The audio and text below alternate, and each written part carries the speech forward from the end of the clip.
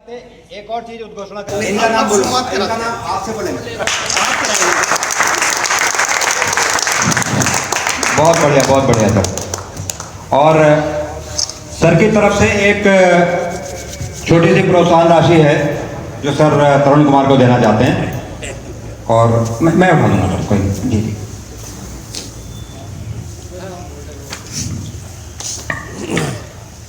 वैसे मटेरियल कोई बात नहीं सर, ऐसे दे दें। वैसे मटेरियल कोई मायने नहीं रखता, सम्मान मायने रखता है, लेकिन ये सर के हृदयोद्गार है। वो बोलते हैं सर मैं छिपा के लिफाफे में नहीं देता, जो कुछ देता हूँ सरेआम देता हूँ। बहुत तो ये इनके लिए सम्मान है, इसको कदापि किसी दूसरे अर्थों में ना लिया जाए। ये उनके उद्गार हैं और हम उनका सम्मान करते हैं। इस कांग्रेस के वरिष्ठ नेता आर.के. सिंह जो है वो हमारे साथ हैं, और जिस तरह से तरुण कोच जो है वो लगातार जिला बिजनौर में युवाओं को साथ लेके चलने की कोशिश कर रहे हैं, और कोशिश ये कर रहे हैं कि वो जिला स्तर से नहीं, हमारे शहर का नहीं, हमारे पूरे देश का नाम रोशन करने के लिए बाहर मुल्क भी जाए। तो जिस तरह से हौसला बढ़ाने की आपने कोशिश की है, क्या कहना चाहते हैं? देखिए, मैं तो शुक्रगुजार करता हूँ भाई सुरेश चंदा जी का। मैंने इनसे निवेदन किया था कि इतने होनहार हमारे जिले के सैनिक रहे और मेरी अभी मुलाकात नहीं, तो कैसे बताइए मुलाकात हो। तो इन्होंने कहा कि नहीं, हम अपने ऑर्गेनाइजेशन की तरफ से कुछ लोगों को बुला लेंगे और आप आइए। तो क्या मैं बिल्कुल हाजिर होऊंगा। तो मुझे बड़ी खुशी हो रही है कि मैं आपके बीच में यहाँ हूँ, और शुक्रगुजार हूँ सुरेश चंद्रा जी का जिन्होंने मेरी आपसे मुलाकात कराई। मुझे, जब मैं पूर्व सैनिक हो या वर्तमान सैनिक हो, उनके बीच में जाता हूँ तो बड़ा रोमांचित हो जाता हूँ। मैं अपने कुछ अनुभव बताऊंगा जो हाँ नहीं जी जी, बताइए बताइए बताइए बताइए ना। नहीं, अभी नहीं, अभी अनुभव बात अरे नहीं, वो मैं तब बताऊंगा। नहीं, अभी जैसे आप बता रहे थे कुछ बताइए। कि मैं जब आईएएस में हम लोग में आया तो हमारा करीब 1.5-2 महीने का आर्मी अटैचमेंट होता है। मेरा आर्मी अटैचमेंट हुआ था जम्मू में 26 डिवीजन 72 आर्मर रेजिमेंट में। तो मैंने बहुत करीब से स्टडी किया कि जो लाइफ आप लीड करते हैं, हमारे सैनिक लीड करते हैं, बिल्कुल निस्वार्थ देश की सेवा, ये भावना अगर देश के लोगों में सब में पैदा हो जाए तो देश की इतनी तरक्की हो जाएगी। General read was the he was in command. समय पता नहीं, इस समय वो काफी पुरानी बात हो गई, 1973 की बात है। तो मैं बहुत खुशी, बिल्कुल रोमांचित महसूस कर रहा हूँ। और खास तौर से जो अपने तरुण जी हैं, युवा है, और जो इधर युवा बैठे, मैं उन्हें देख के और ज्यादा मेरे अंदर ऊर्जा पैदा हो गई। अच्छा, बहुत सारे हमारे तरुण सर के साथ साथ बहुत सारे ऐसे युवा हैं जो गोल्ड मेडल भी लेके आ रहे हैं, और मैं अगर बात करी जाए, उन्हें सम्मानित तो किया जाता है, सम्मानित के साथ साथ अगर आर्थिक तौर पे भी उनकी जैसे मदद की जाए तो उनका हौसला भी बढ़ेगा और वो आगे कोशिश भी कर पाएंगे।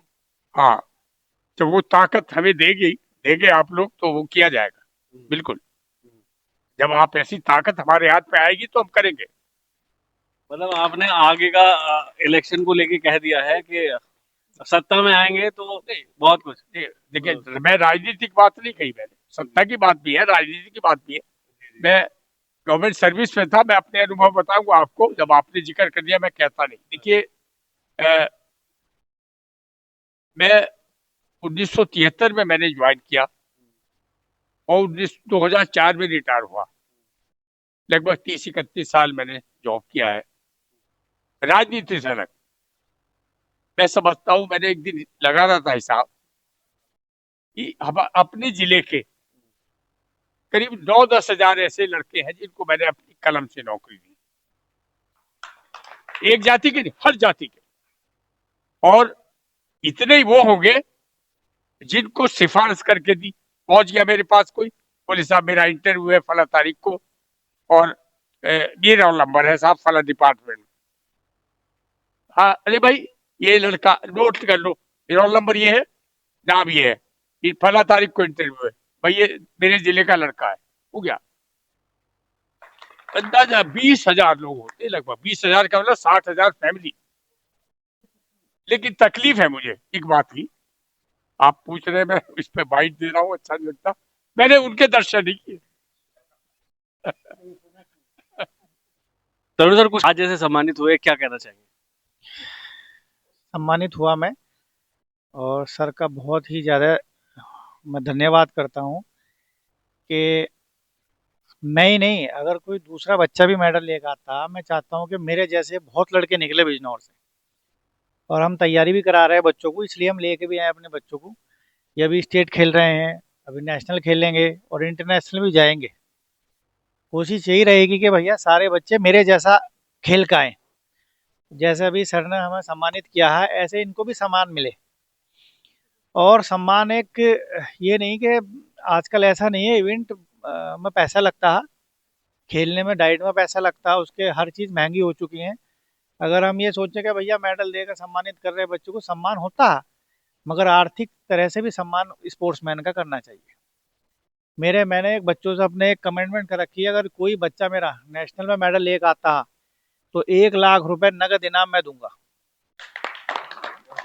अगर वो इंटरनेशनल में मेडल लेकर आता है जैसे मैं ला रहा हूँ, तो मैंने 10 लाख की मांग कर रखी है, मैं 10 लाख अपनी जेब से दूंगा अपने बच्चों को एथलेटिक्स में। तो ये मेरी है, और मैं हमेशा इवेंट कराता रहता हूँ बच्चों के। और मुझे पता है, एक स्पोर्ट्समैन हूँ मैं खुद, बहुत पैसा लगता है भाई, गेम में बहुत पैसा लगता है। ऐसे ही नहीं कोई जो इंटरनेशनल खेलता है या नेशनल में मेडल आता। कुछ पेरेंट्स बैठे हैं जिनके बच्चे मेरे पास ट्रेनिंग कर रहे हैं, उनको पता कि पैसा कितना लगता है।